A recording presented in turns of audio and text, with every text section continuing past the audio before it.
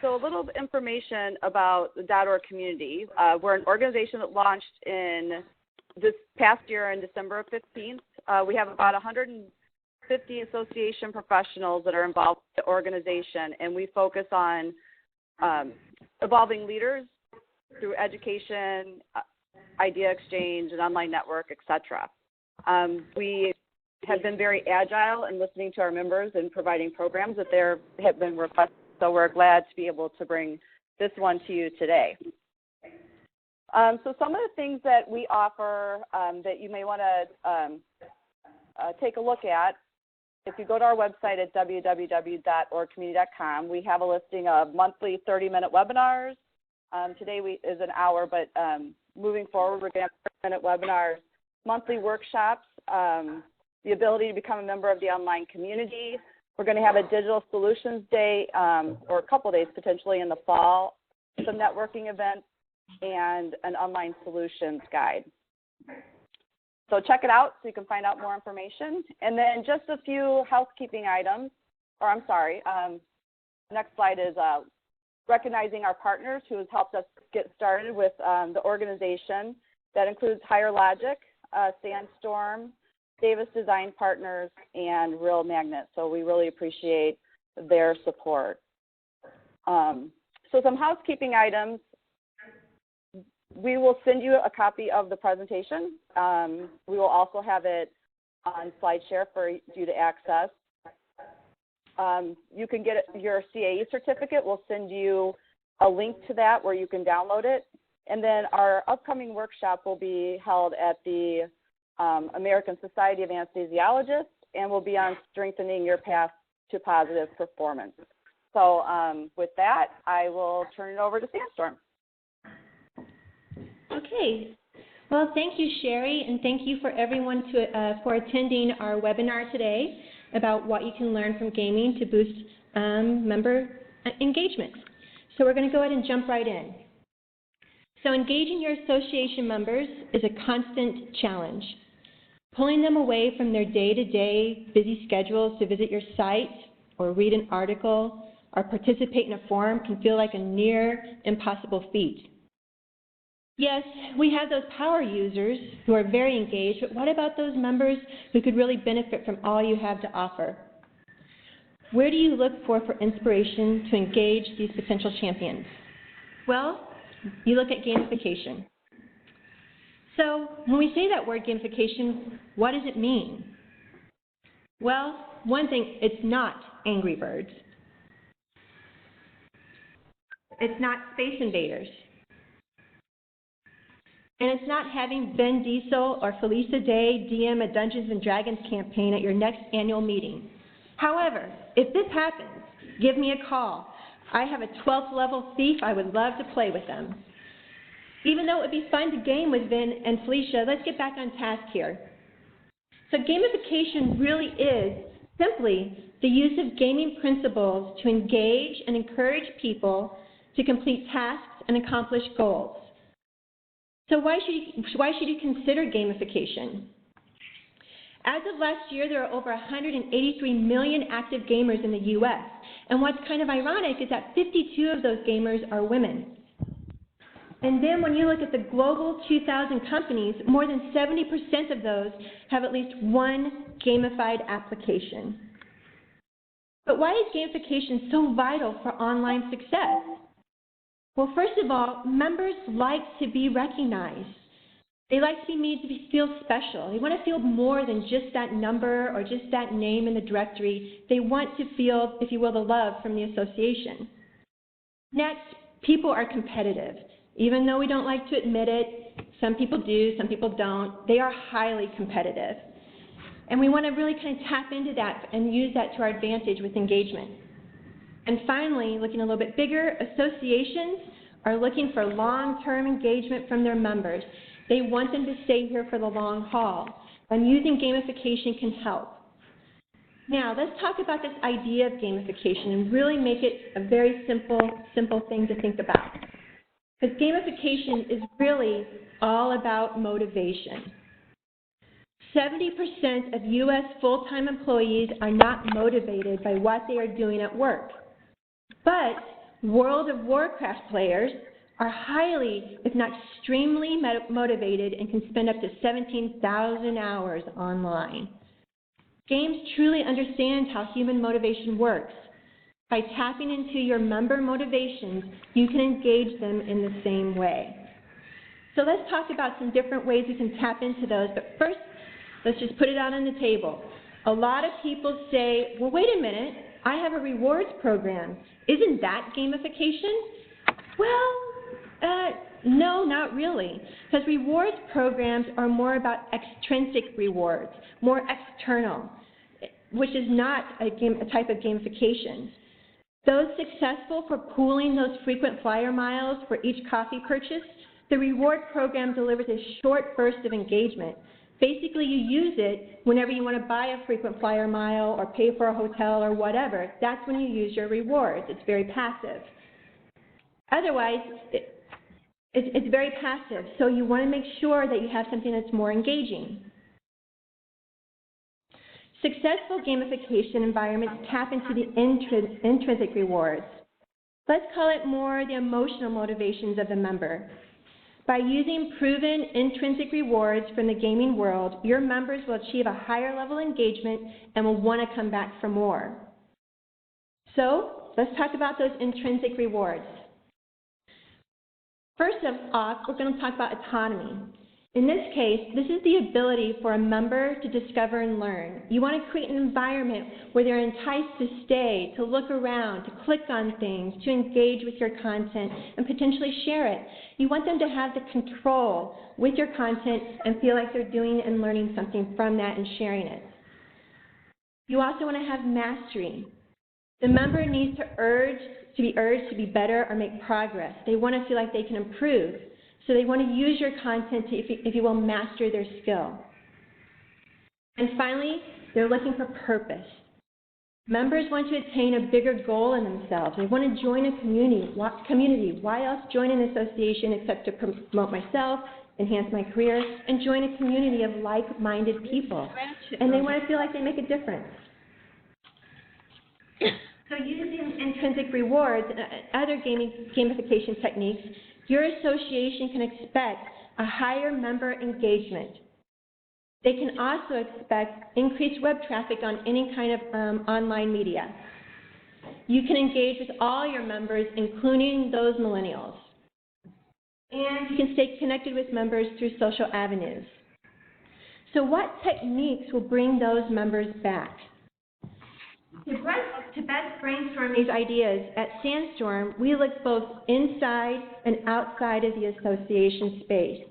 We like to do this so we can be inspired by what our peers are doing, but also maybe inspired by someone else that's been taking a little risk, doing something a little different, and really enhancing our experience.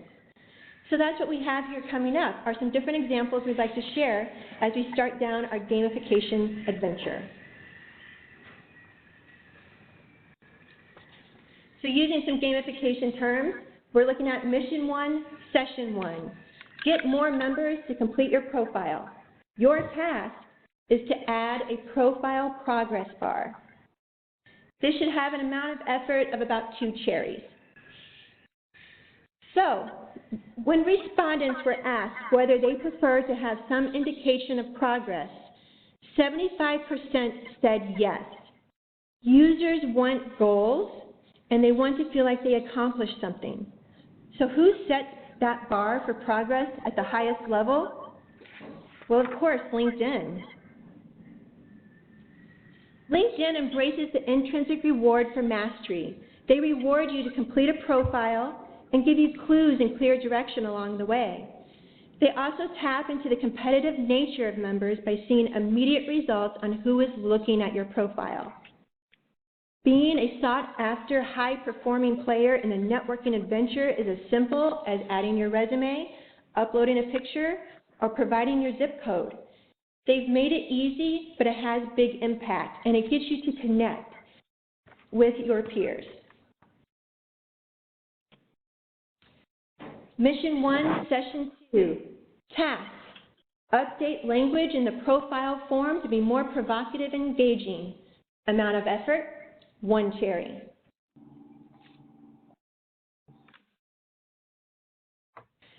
In this example from Asana, which is a tool we use here at Sandstorm, we want to talk about the form itself. I want to talk more clearly about, and specifically about the describe yourself box on this form.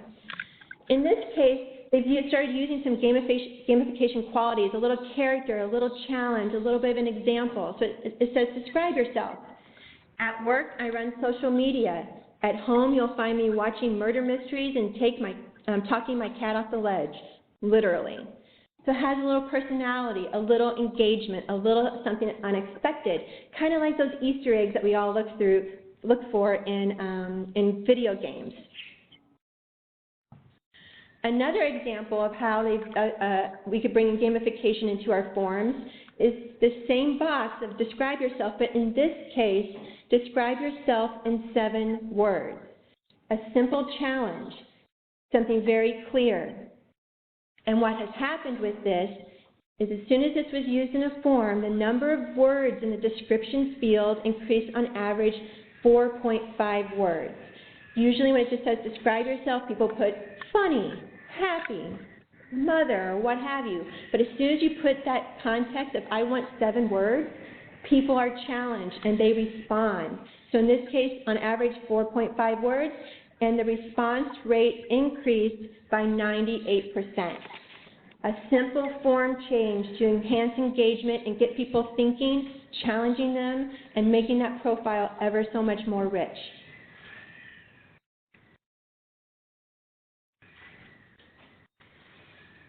Mission 2, Session 1, increase ongoing member engagement.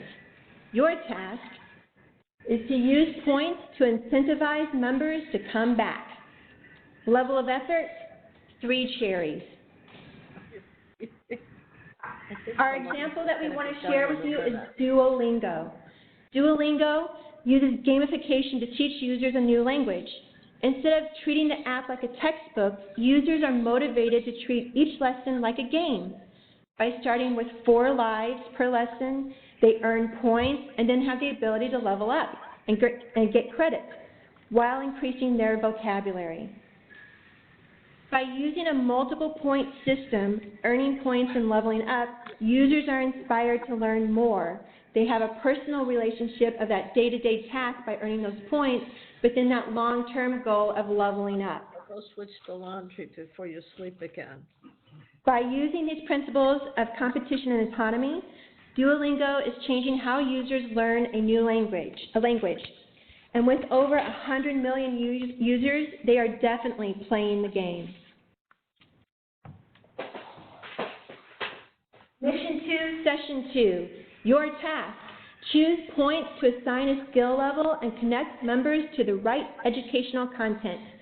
Amount of effort, 4 cherries. Research shows that 79% of participants would be more productive and motivated if learning environments were more like a game. So why not make one? And the Society of Cable Telecommunications Engineers, or SCTE, embraced this idea.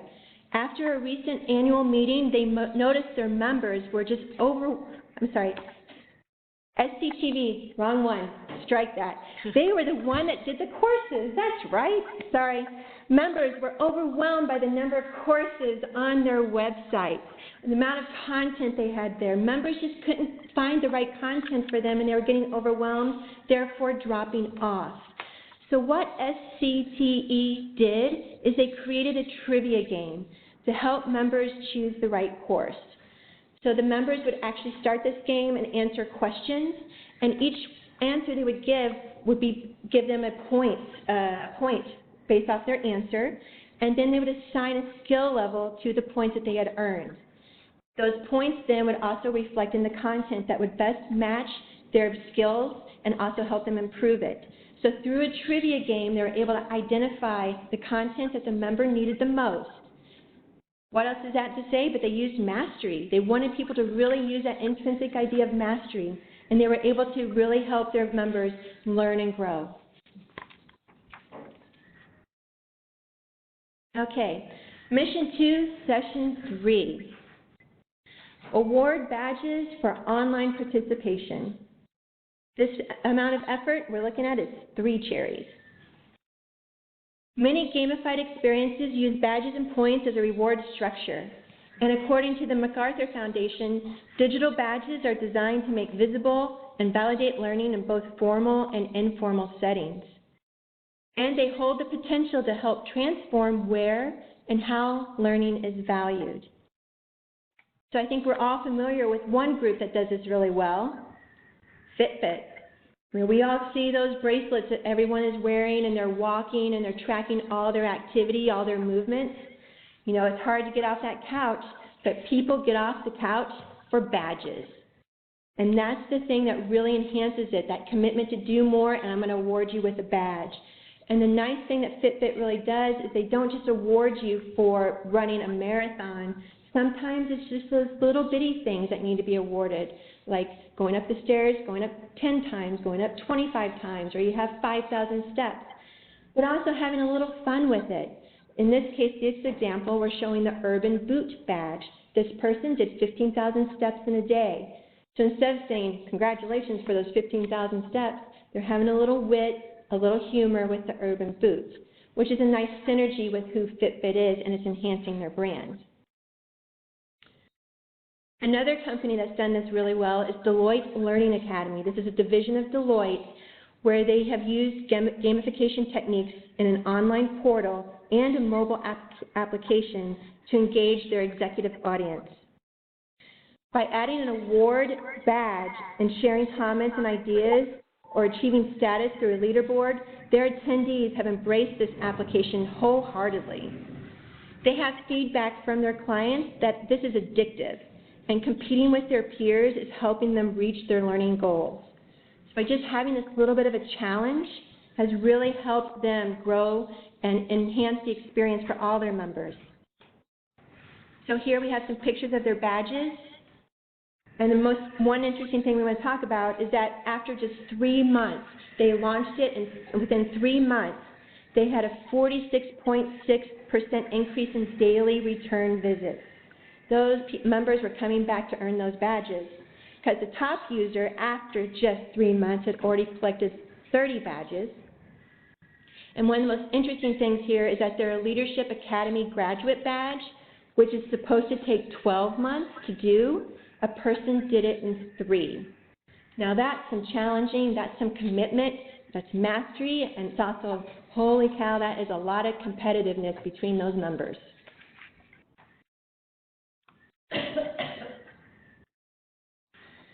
Mission 2, Session 4, use points as currency.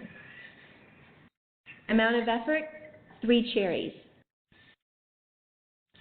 So instead of using points just as accolades or collecting them and hoarding them, another way you could use a point structure is to entice those members to use them to buy certain things within the association space. So something they could buy, potentially, is that they could become a featured position in the member directory with their points. They could also buy they could also buy content that and receive discounts on that content, or you could even consider highlighting them on the home page or in a member e-newsletter. But through that give and take, through that promotion, again, we know that our members want to feel special. They want to feel unique. Let them use those points to have that validation and that experience, that unique experience within your association.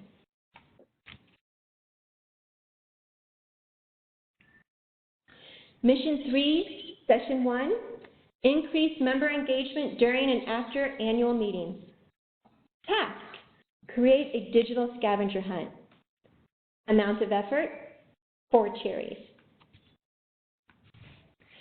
30% of corporate workers, when asked, say the top benefits of gamification are increased desire to be at work and be engaged.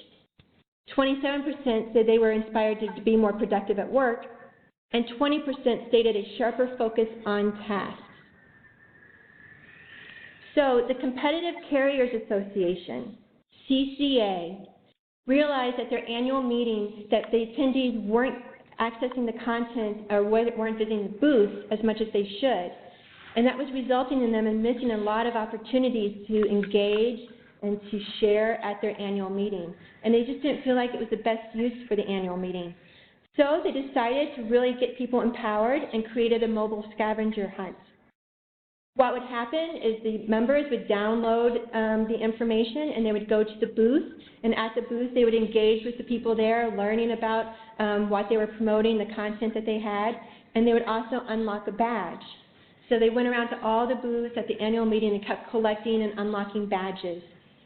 On the last day of the event, attendees with the most badge was recognized and was given a prize. But they also knew, yes, that was really great for that member, but they also, the CCA knew that all their attendees were engaging with the content, learning, and getting more value from their membership.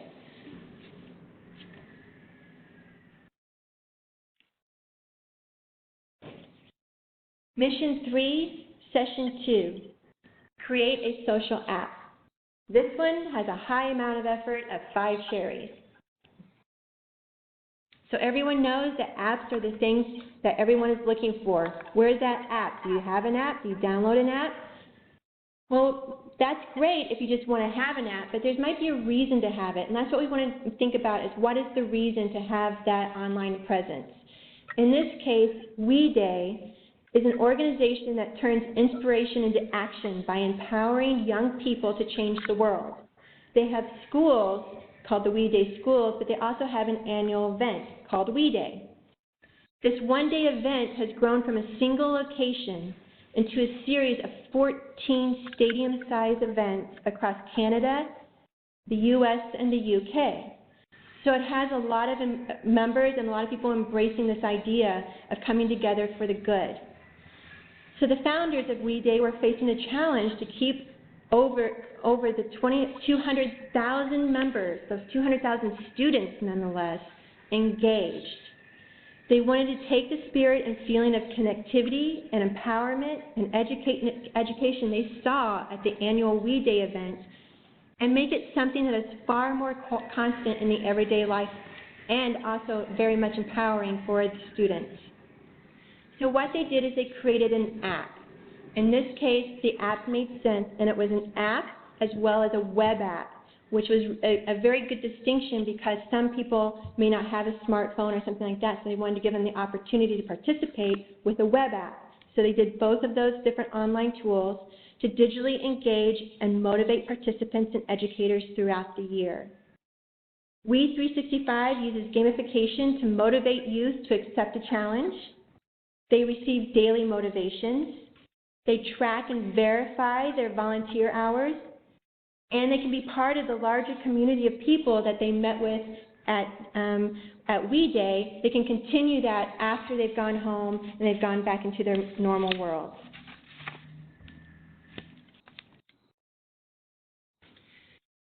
So now we've seen all these different tactics of gamification, ranging from 1 cherry to 3 cherries, all the way up to 5 cherries.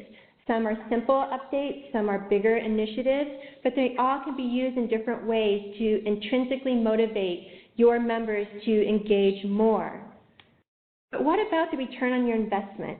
How do you measure that with gamification? Well, one thing that we recommend here at Sandstorm from our data department is using Google Analytics to its full potential. Everyone has it on their website. For the most part, people use it for just basic tracking and collecting of a user's journey. You don't know much about them. You know they came here, they went there. But you want to get more specific. You want to get more detailed. So that's where you can use more of the features of Google Analytics, like creating a goal. These are a little bit more specific. Did that user did that user complete a form? Or did they sign up for an email? Or did they sign up for a blog? So that's what the goals can do. It's just a little bit more specific information. You create the goal in Google Analytics and can track against it. If you want to get even more detailed, how about setting up some events? These are based off of very specific actions you want the users to do. So in our second example where we're updating the form, you can actually track whether people complete the form based off of that little description change by setting up events. Because you can say, did they complete that form field? Did they continue by selecting this specific button? Or did they use this link? So you can get a really good idea of what this user did on your site. The only thing about that is that you don't know who that user is. So that's again where you can update and work with Google Analytics to integrate your AMS data into your analytics to track individual members. So this would be a very important thing to consider, especially if you're doing that point system based off of sharing content, based off of commenting, or things like that. You can use Google to track that and see if people are actually doing it and sharing those results with your internal team. Another thing our data department recommended was the idea of tracking the data by setting up dashboards. You don't have to go in there every day to see what's going on. Well, I mean, let's face it, when you launch it, you probably will because we just want to see if people are actually embracing it. But in the long haul, we all have other jobs we have to do. So why not track that data by setting up those dashboards and then scheduling automatic reporting to be emailed to everyone in the team so you can look at it, come together, make adjustments maybe in your event, make adjustments in your goals, or maybe say, hey, the badges are falling off. People aren't using the badges as much. Well, maybe we need to launch a new badge, and that can become another marketing initiative of how to promote that within the membership organization. So luckily, there's a lot of really good tools through Google that can help you get your return on investment. And so after all of this, if all this information has not been enough to persuade you or your association to use gamification techniques, let's simply look at your current and future members. Let's look at those millennials. We want to grab those millennials. They're going to help build your association and keep it vital and keep it growing. They've grown up with the internet and are an enthusiastic group of gamers. And they're rapidly becoming the majority of the U.S. workforce, and it is critical for your associations to engage with millennials. Millennials love games. They live it, they breathe it, it enhances their lives. So why not bring that to your organization? Because we know through research that as soon as you start bringing in gamification, you're going to boost your engagement by 100 to 150%. And that can be on your website with unique views, page views, it could be through community activities, or just time spent on your site. So gamification will really enhance them and make them want to become part of your membership association for the long haul. By using intrinsic rewards and gamification principles, you can transform all of your members, including those millennials, from passive participants to engaged champions.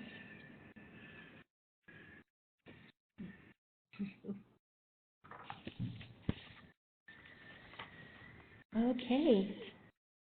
So we'll look at the questions.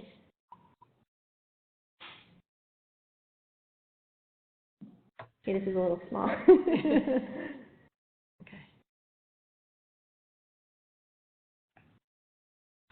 Okay. Are there any questions?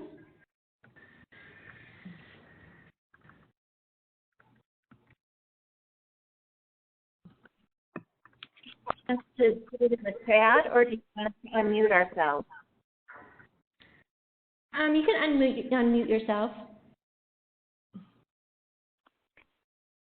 All right, thanks for the presentation. I wanted to talk to you about, or to with everyone about, the difference between engaging with your members and engaging with the content you supply, and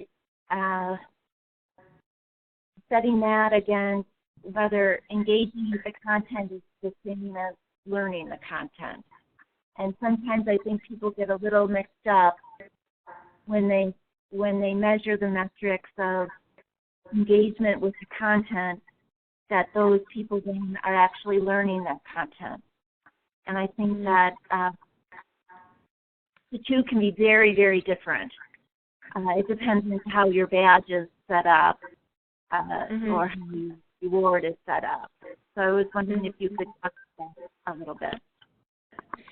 Yeah, I mean, that's a very, very good point, because how do you have proof that they've actually learned what they're doing? And I think that's where we could actually look at Duolingo for an inspiration, because you do earn badges by proof of your learning.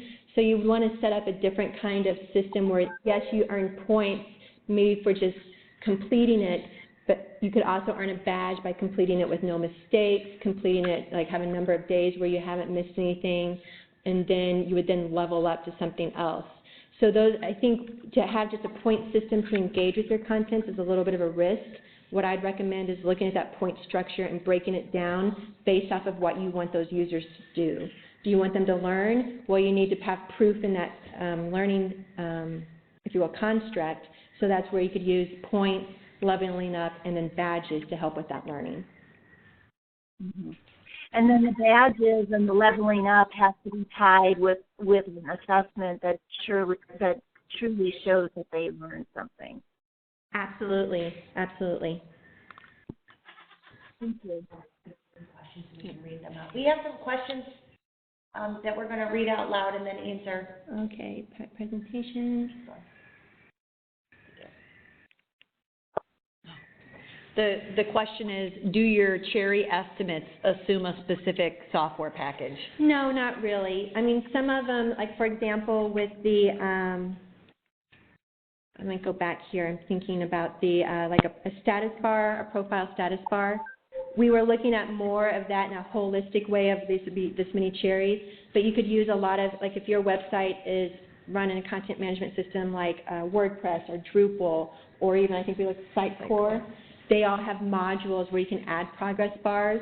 So that's where if there's something existing and if your site is built in a content management system, the Cherry would reflect that. Now let's say your site was not built in a content management system that had a module like that, you would probably be looking at a lot more cherries. And with the one Cherry idea around just changing the words on your form, option one, which was describe me, and then you pre-populated an example within that form field, that's a very easy change to be able to make in most in most CMSs. You could probably go in and log in on yourself, or on the second example, if you change the words from describe yourself to describe yourself in 7 words, that's an easy content change. So when we were looking at Cherries, we weren't thinking of a particular software application, but overall looking at content management and web development in general. Level of effort. Yeah, level of effort. It's like a level of effort, Yeah. so that when you guys are even thinking from a budgeting standpoint, or what can I do today, what's a takeaway that I could go and run even a test on, or make a quick change when I'm building my profile. What is it? What's something I could do today? If it's a 1 or 2 cherry, that's something you could put maybe on your to-do list for 2016. If it's got 4 or 5 cherries, that might be something you want to budget in. We just wanted to give you some type of budget reference for what these ideas cost. Yep. Okay. The next question is from Holly. If you had to pick one thing to start with for gamification, what would it be? Oh, that's a tough one. Because I would think you would look at what your objectives are, what you want your members to do. If your pain point for you is to getting people engaged at that annual meeting, then that would be the first one I'd focus on. Or if you're really, people don't complete the profiles, you have trouble with people getting that information in there accurately, then that's the one I would look at. Look at your pain points, and you might be saying, well, we have all those pain points. Well, then, just pick one now, and then pick the biggest one. Biggest one meaning the biggest pain point, not the biggest budget or smallest budget or whatever, but the one that would really give you the biggest return, would make your life easier, but also really enhance that member experience. Because as soon as we enhance it, as soon as we engage with them, they'll keep coming back. And with some associations, what they really need to look at is that strategy behind it. What can they align with their current web strategy, and how easy are some of these to do? Because it could be that you need to bring your management with you along on this ride. So it's like, hey, look, I made this small tweak. It had this impact. So sometimes it's selling it through your organization. So you're going to look for the low-hanging fruit or the big wins right off the bat before you maybe go and build something out. So that's something to consider, but we always want you to be thinking about what your goals and objectives are, and what are some of the things that you're looking to achieve with engagement on your members. In some cases, it could be tracking and increasing learning. Other times, it could be just engagement in your community or within social media or within one another and networking. So it all depends really on what your goals are. Okay. The next one is from viewer 10. Do you think these principles could be used for a small trade association? Absolutely. I think they can. You would just have to look again at your goals, but then also be mindful, because if you are small, you have manpower issues and budgetary issues. But the example that Sandy just mentioned with the form, I can tell you what, when we came up with that idea and saw that it had proof that that actually works, I think we're changing our form right now. It's a simple change. But it's just also those ideas of how do you want to reach your members, and maybe doing it in small batches or small increments, and then going from there. But thinking about how you can use gamification techniques in a small setting is something you can do. Okay, viewer 8. Can we expect gamification capabilities as part of an app related to an annual meeting? I would think so, definitely. Yep. One of your functional business requirements. Yeah, you would want to make that be part of one of your functional and business requirements for your annual meeting, one of your goals. So I think that might actually be a good way to determine which app you use, is does this have a gamification capability to it? And then that could be like, app A does not, well then take them off the list and maybe look at some of the other options. And then also compare custom one too. Okay, so those were all the questions in the chat. Does anyone else have any questions they would just like to ask? Oh, there's another one. Oh, sorry. Oh, goodness. Can you provide resources on how to start a gamification plan? This is viewer 8. Viewer 8, yeah. Resources on places to go to find an example of a gamification strategy or a gamification type plan. Is that what you mean? If viewer 8 could maybe reply. Yes. Possible. Okay, so what we can do is we'll look and see what we can find for you. I'm not sure I've necessarily seen a template out there particularly for gamification, but I can tell you the different components that you'd want in your strategy or in your plan. And the first one being, what are your goals? What is it that you're looking to achieve? And what are the analytics around it so that you know that you could track that? So that would probably be where we would want to start building that plan particularly, or if you're looking to build that plan. And what are the behaviors you're looking to change and or track? Yeah. Because this is really about behavior modification.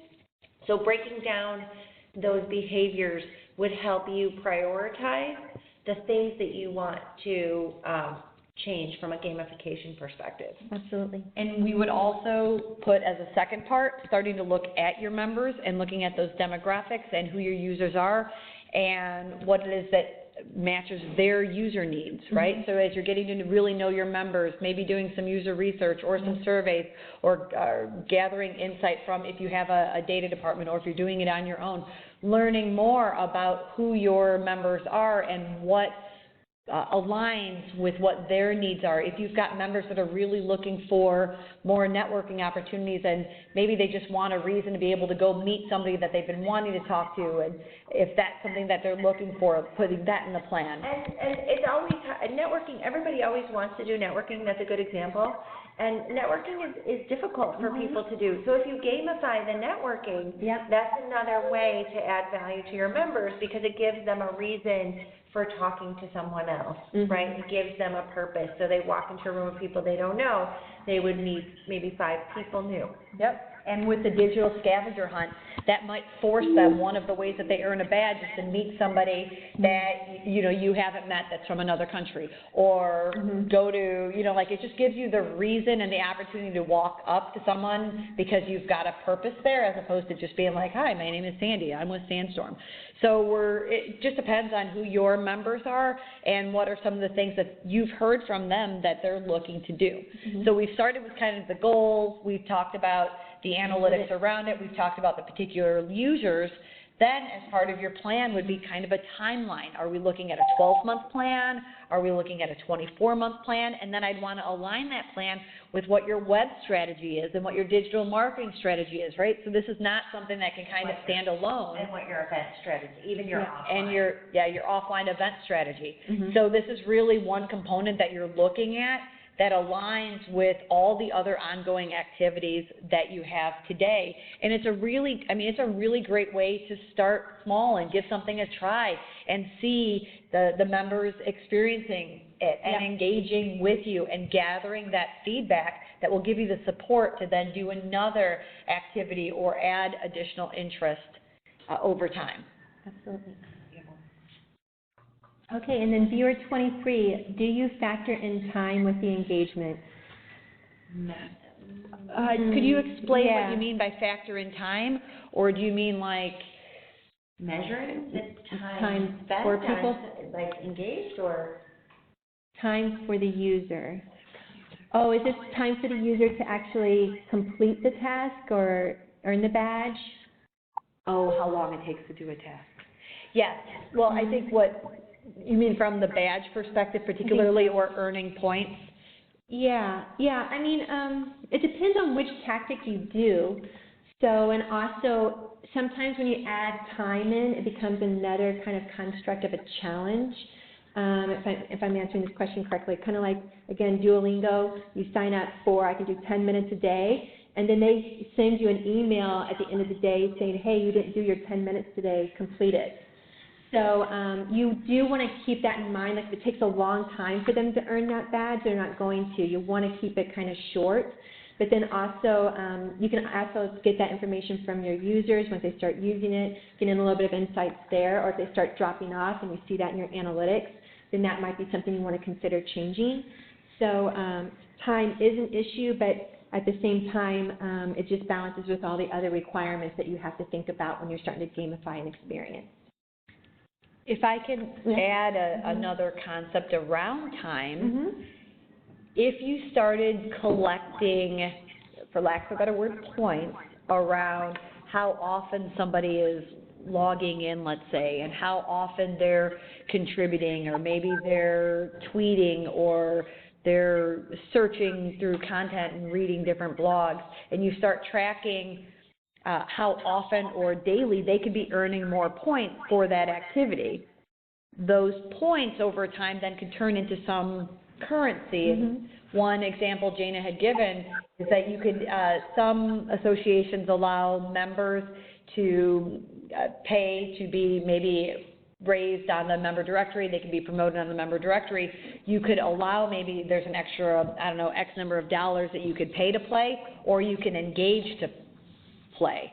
So those that are heavily engaged, that are collecting these points on a day-to-day basis, could also become a featured member. Maybe you have on the dashboard when members log in the most active members, and they're being pulled up based on how often they're logging in, if they're contributing blogs, different ways that you can start to count those points happens and occurs over time. So I'm trying to go with the question about factoring time and time for the user. Sometimes the amount of time that they're putting in could be an advantage for their engagement points, but also an advantage for you because you know you have then an active user and an active member.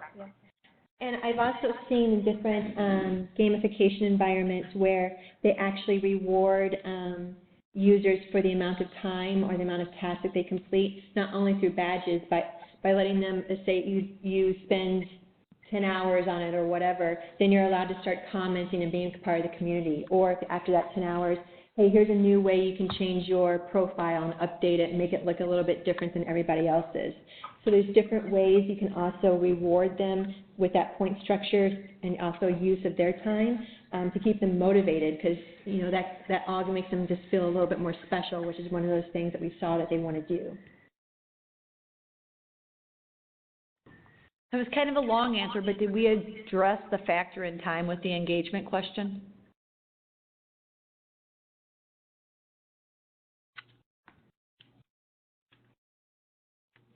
Okay, great. Thank you.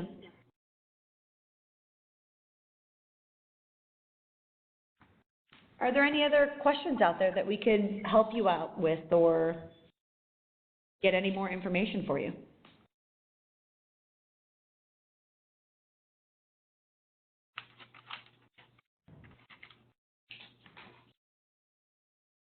Please feel free to reuse our slides, reuse the stats that you've seen within the slides and some of the ROI that went along with some of the examples as you're selling this up throughout your association and putting it on your strategic plan. Absolutely.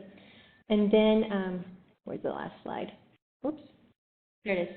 And also, after we end the webinar today, you can continue the conversation through these different online avenues through OrgSource. So feel free to ask any further questions, and then we know that the team over at OrgSource will reach out to us here at Sandstorm, and we can start that conversation again after the webinar.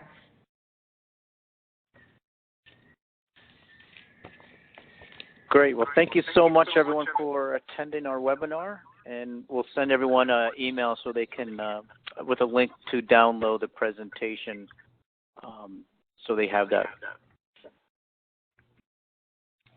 So thank you very much. And we'll conclude our webinar for this afternoon. Thanks, everybody. Thank you.